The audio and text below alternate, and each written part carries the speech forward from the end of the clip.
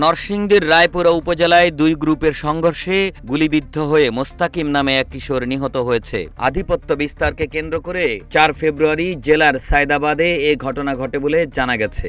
এ ঘটনায় অন্তত ৫ জন গুলিবিদ্ধ হয়েছেন। সকালে ঘুমোতে আমি দরজা খুলছি, আমার ছেলে নিচে নামছে, আমি দরজার নিচে এই মুহূর্তে আমার ঘরে সীমাতে গুলি করে দিয়ে গেছে। পুলিশ ও স্থানীয় সূত্র জানায়, সায়দাবাদ এলাকায় আধিপত্য বিস্তার নিয়ে স্থানীয় হানিফ মাস্টার ও এরশাদ মিয়ার গ্রুপের মধ্যে দীর্ঘদিনের বিরোধ চলছিল।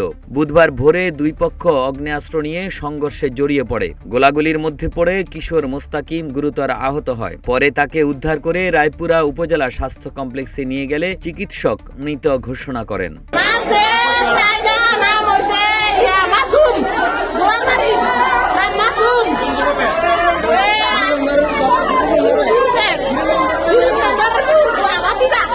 নরসিংদীর অতিরিক্ত পুলিশ সুপার সুজন চন্দ্র সরকার ঘটনার সত্যতা নিশ্চিত করে জানান, আধিপত্য বিস্তারের জেরে সংঘর্ষে এক কিশোর নিহত হয়েছে। খবর পেয়ে পুলিশ, সেনাবাহিনী ও র্যাব দ্রুত ঘটনাস্থলে পৌঁছে পরিস্থিতি নিয়ন্ত্রণে এনেছে। তিনি আরও জানান, ঘটনার সঙ্গে জড়িতদের ধরতে অভিযান শুরু করা হয়েছে। এলাকায় বর্তমানে অতিরিক্ত পুলিশ মোতায়েন রয়েছে।